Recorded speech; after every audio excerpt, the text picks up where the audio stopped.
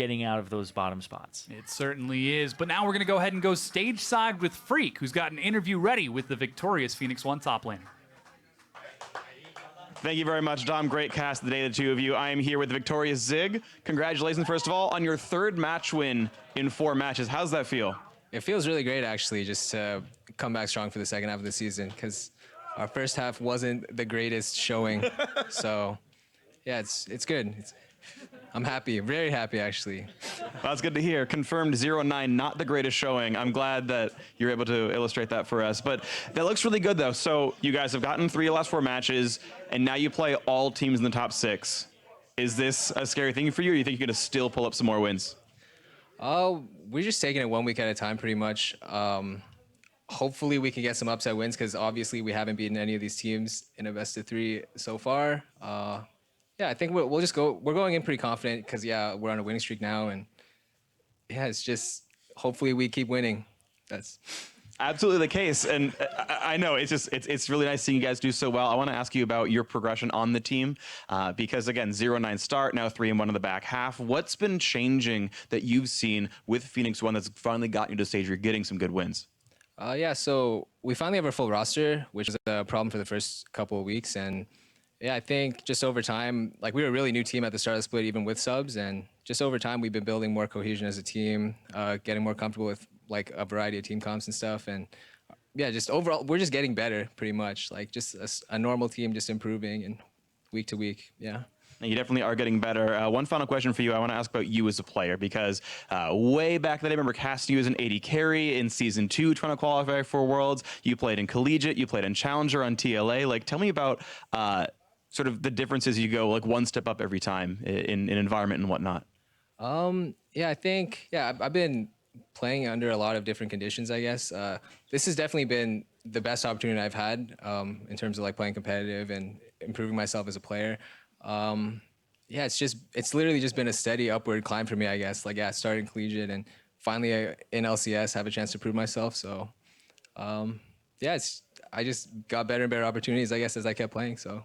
And you got better and better as a player. Zig, congratulations on another match win. You guys are wonderful. Hoping to see some more good things from you in the coming weeks. But for now, can toss it over to the analysts. Thank you very much, Freak, and congratulations to Phoenix1 for picking up this 3-game series against NRG, a very necessary win for them in order to match them in the standings now in terms of match record. They're all tied up, sharing the head-to-head 1-1. We'll get into the more specifics of the tiebreakers near the end of this breakdown segment because I want to dive into how they did take this victory over NRG and look much better doing it. As has been mentioned throughout, this team is looking improved. Yeah, I mean, you heard in the interview, Zig even seems a little bit surprised at how they're doing. Like, he's very happy about it. 3-1 in the second half of the split, coming off a winless start is very impressive for them, and they really are starting to both meet and exceed a lot of people's expectations. They're looking better as a team. Game 2 was a hiccup, and they're obviously not the best team in the league, but they are improving steadily, and it's really a nice trend to see. And Game 3 was a little bit more back towards what we saw in Game 1. Of course, they did pick up 5 kills rather before NRG got their first one, so we did have a 5-0 kill score in terms of giving them a gold lead. But again, we saw them craft a composition that isn't just, hit your go buttons and go. We've got an Elise, we've got an R. Great, there's a little bit of engage and possibilities there, but we still have very mechanically challenging champions like Azir that need to be set up around, and they pick up the global objectives that they need, securing 3 Mountain Drakes early on in the game and using that as their win condition. Yeah, they were obviously very confident to play like a long, steady macro game. Like you said, the Azir, but Tristana as well. These are 2 champions that need time to scale, need a lot of farm, and that during that whole time where you're farming, where you're collecting this and kind of building your strength, you cannot afford to get killed, you cannot afford to get caught out. So you have to play these picks very well and very safely, and you know it's going to be a long game. So they had confidence going into that, and the Mountain Drakes, like you pointed out, I think those were so huge because it allowed them to take the objectives like so explosively. Yeah. You know, we saw some of the times the speed at which they're able to burn down Baron was just so hard to react to, even when, you know, NRG was kind of aware of it. They're able to take these objectives ridiculously fast, and although, you know, this wasn't really game-changing, just it was kind of hilarious at the end of the game when Tristana popped Ghostblade and just about like three-shot the top lane turret. I'm just like, what is happening? But that's the kind of thing, when you do the work to pick up those global objectives in the 3 Mountain Drakes, you make it that much harder for the enemy team. They have to play so predictively at that point to assume where you're going to be, because they have so much less time, as you just mentioned, to actually react to the play once you initiate it. I do want to take a look at the replay in which they did pick up 4 kills at that 18-minute mark. It was what kind of boosted them to that 5-0 kill placement, and definitely... This was a situation where NRG is obviously not really all on the same page. GBM is kind of split off here. It looks like he is going to try to go and meet up with his team, but they had already bailed out. He has to blow the ultimate very early, and now it's NRG trying to funnel in and try to basically save GBM, but he immediately goes down. We have Braum in the front blocking so much of the damage, and it's always these hyper carries, these guys in the back line, they're able to get all this free damage out. You know, it's Mash in the back getting free damage, and now Kiwi Kid split off from the rest of his team. He went left, the rest went right. They pick up another free kill, and Pyrian, who played so well throughout this game, is able to pick up another kill there. So, you know, Pyrian did a fantastic job staying safe. You know, their carries are playing very safely. Their front line was playing very well. Yes, it's mistakes from NRG, but it's P1's advantage to capitalize on that, right? Exactly. They're making the correct plays. You can't really help what your opponents are necessarily doing in those situations. And Pyrian is going to snag that player of the game, 5-0 and 3 on the Azir. You mentioned how important it is for them to remain as deathless or with as few deaths as possible when you're playing these kind of later game scaling compositions, because you need to allow yourselves the time to power up. And with play like that, when you aren't giving up a death and in the process picking up the kills that he did, you really are setting your team up for so much success. Yeah, no kidding. Azir is obviously a mechanically very demanding champion. It's a champion that is going to be one of those where it can be like 0 100, right? Yeah. There's usually very little midline. If you stay safe, you're able to get tons and tons of damage out. You're just slaughtering the front line. There's no real way for Quas to survive against this guy, but at the same time, if you miss position, if you get twisted advanced on by the Maokai, you can get popped. But he never did. He never really faltered, was always a rock for his team, even in some of the situations where P1 kind of flubbed a little bit and lost fights. He was able to stay alive, and he was always kind of that like basically insurance policy that we have the late game, we have the Azir. So a very good series victory for Phoenix1 here. Now to look at kind of the macro picture of what all of this means.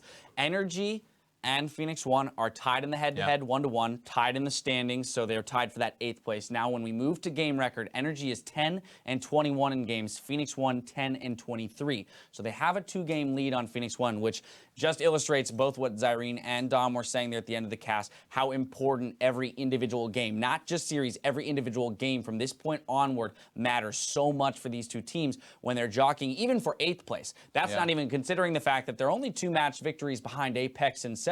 That is still an achievable goal if they are able to take down teams above them in the standings, and that's going to be the even loftier challenge. And a lot of it comes down to strength of schedule. You know, we talked about, Freak was talking in the interview, well, you're beating some of these lower teams. Can you beat some of the tougher teams, right? And can Apex do the same? Because they have to start to worry about it. They had a good start. Phoenix1 had a horrible one. Phoenix1 is not that far behind them now. And, in Apex going tomorrow is going to be playing teams like C9 and playing some of these tough teams, and they have to really worry. So it does become this back and forth it gets pretty nerve-wracking. Right, yeah, and you wouldn't think about it this much in terms of week 7, I've got to worry about my second match now even dropping a game, right? The kind of pressure that is now going to compound and be added to, their daily lives in terms of thinking at the end of this split, we were trying, we have a goal of remaining in the LCS or whatever the different lofty goals are. Now there are much clearer images of what you need to do to achieve those goals, whereas at the beginning of the split,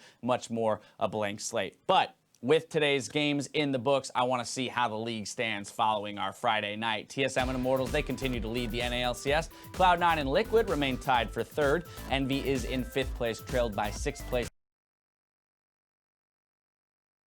a small edge on Phoenix1, holding a game record tiebreaker, and they're followed by Echo Fox in last place. We're through with the matches for Friday, but the LCS returns tomorrow with 4 more series. Tune in as the last team to take a game off of TSM meets them again in the Battle Arena. Echo Fox versus that first place solo mid. And be sure to tune in Sunday for our match of the week between Cloud9 and Counterlogic Gaming's. Now, both of these teams sit perilously close to other competitors on the ladder and need a win to continue the climb in the standings.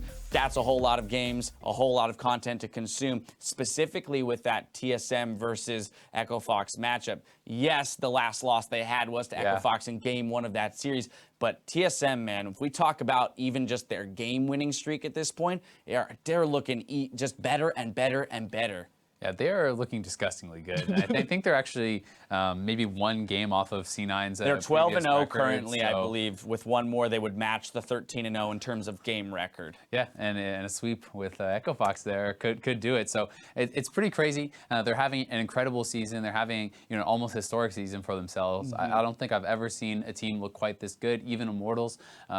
Last split, when they had incredible records, and C9 in the past when they had incredible records, I don't think have looked quite as dominant, quite as skillful, and TSM has been ridiculously impressive. This is a team that I have high hopes for in the international scene. We have high hopes right now, my friend. You're new to the NA casting squad. Those hopes might dissipate. Hey, man, MSI. We all have high hopes. Come on, regional pride. Let's go. Yeah. No, but then turning to the match of the week, just real quick, I want to get your thoughts because I got Zyrene's as well. Based on today's showing by CLG up against Immortals, there was some definite improvement, some glimpses of the old CLG. What are your thoughts on this matchup between 2 teams that don't have too much separating them in the standings? I think it definitely has the potential to be tight, but for me, Darshan has been a guy that they're playing so much around, and he is just not performing on the level that they need him to right now. I think he looks excellent on some of his comfort picks, like the Jackson stuff. I think a lot of this is going to come down to the drafting, because I think if you keep Darshan off the Jacks, I think that they are going to have the potential to be able to outplay and win in other ways. Impact is definitely going to be able to go even kind of like, or even win that lane, and when you have a guy like Jensen, I think that's a clear edge in the mid lane, and the way the bot lanes are playing right now, I think it's really hard to give much of an edge to CLG there either. So to me, I like C9 in the matchup, but I think it's very close, and there's always the potential for these guys to go off. And a lot of the ways that CLG has been picking up wins lately has been on the back of Afromu just making huge plays. You look at the series against Envy,